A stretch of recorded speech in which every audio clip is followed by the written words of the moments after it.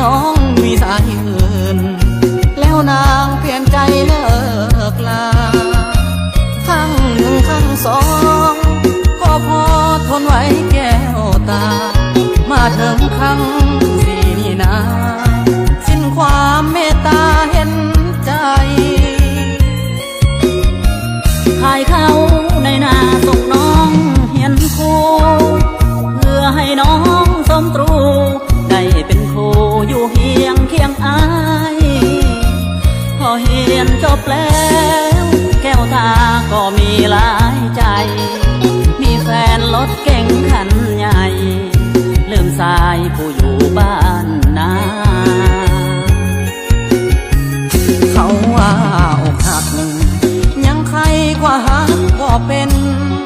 คำนี้มันแสนลำเค็นได้พบเห็นเกือบใจพวงมาสูญเสียเงินแล้วต้องมาสูญเสียน้ำตาถึงลวงจากสาวปริญญาดังฟ้าพาลงให้ตายอวยพรสาวผู้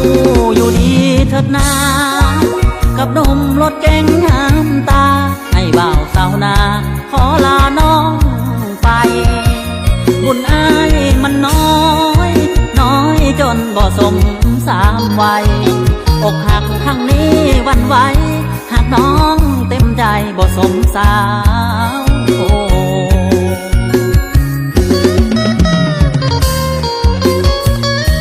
ซอยกดติดตามทาง YouTube ช่องลำสตูดิโอเนเด้อ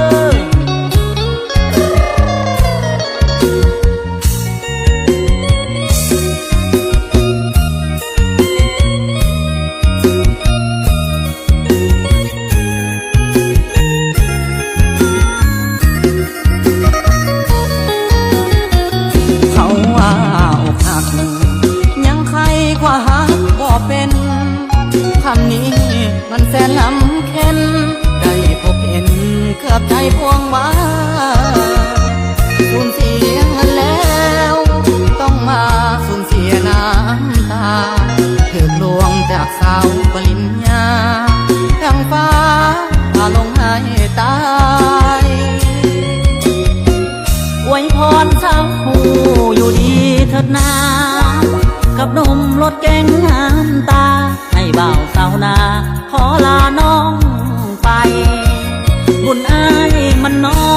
ยน้อยจนบ่สมสามวัยอกหักครั้งนี้วันไหวหากน้องเต็มใจบ่สมสาว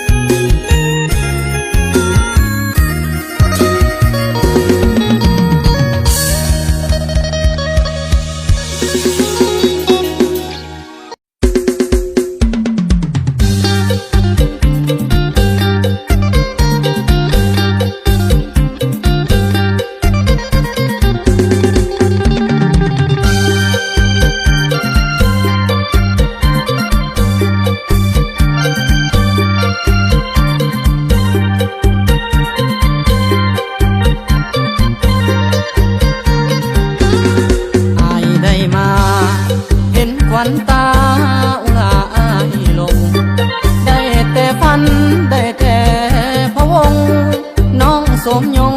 สวยงามบาดตาอายอยากถามคนงามสิได้บ่นาว่ามีแฟนหรือยังน้องลา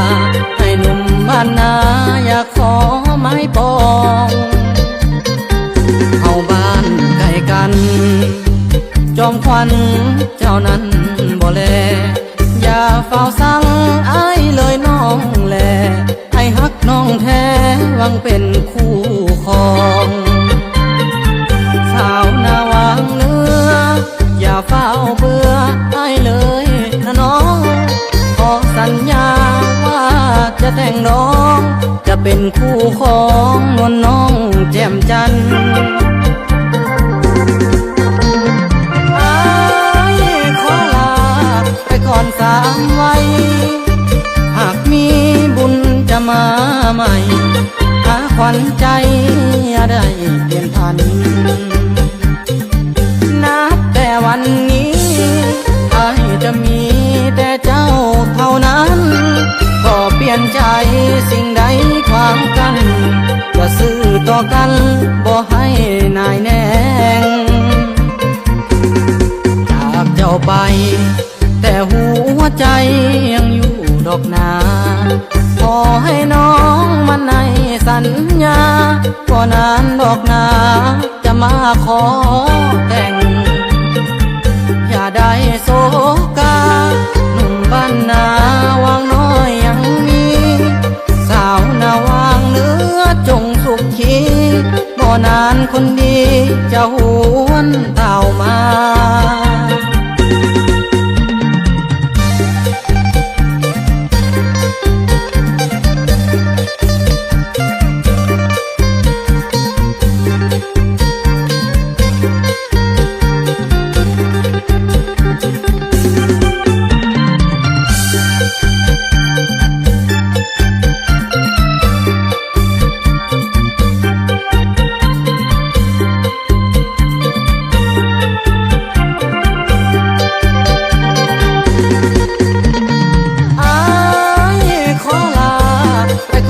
3 วัน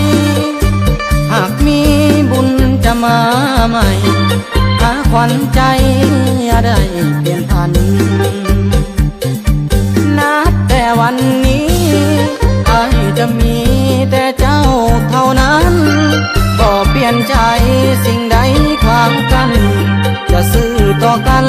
บ่ให้นายแนงจากเจ้าไปแต่หัวใจยังอยู่ดอกนาขอให้น้องมันในสัญญาก็นานดอกนาจะมาขอแต่งอย่าได้โศกาหนุ่มบ้านนาวางน้อยยังมีสาวนาวางเนื้อจงสุขีบ่นานคนดีจะหวนเต่ามา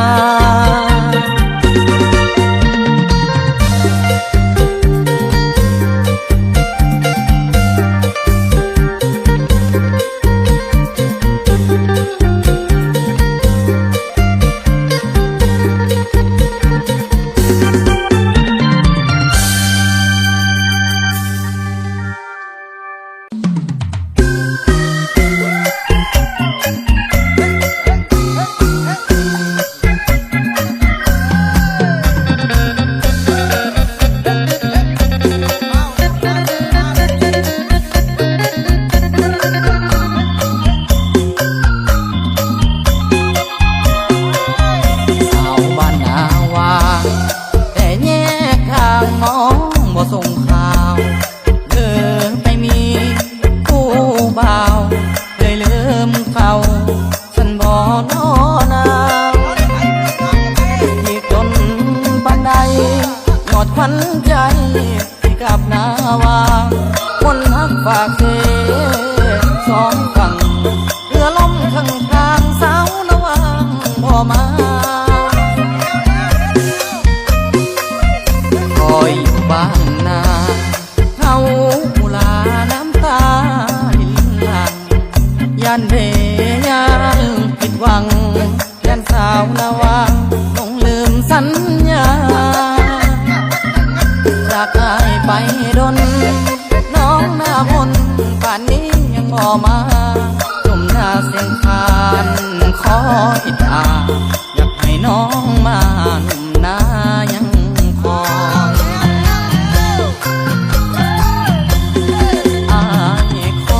ยน้องอยู่หน้าเสียงคานคอยตาหวานน้องคานบ่คืนมาจอยกระต่ายมาจันวันแยมแถมยังเฝ้าคอยน่าจะโทรหาจักหน่อย คนคอยด้วยหัวแย้มเบิกบานเบาหน้าเสียงคานทรมานใจกายอ่อนอยากเห็นใบหน้าบังอ่อนผู้จากย้อนหนุ่มนาเสียงคานกลับมาเถิดน้องเดือน12มาแต่งงานกันให้เบาหน้าเสียงคานยังยึดมันอยู่เด้อสาวหน้าวาน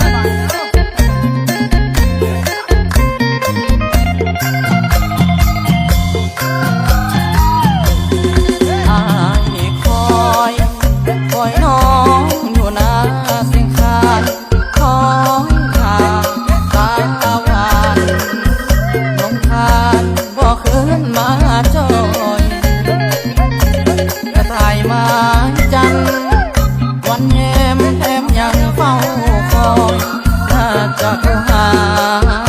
จักหน่อยขอให้คนคอยด้วยหัวแย้มเบิกบานเบาหน้าเสียงคานทรมานใจกลายอ่อนอยากเห็นใบหน้าบังอ่อนผู้จากจรหนุ่มนาเสียงคานกลับมาเถิดน้อง12มาแต่งงานกันให้เบาหน้าเสียงคานยังยึดมันอยู่เด้อสาวหน้าวาน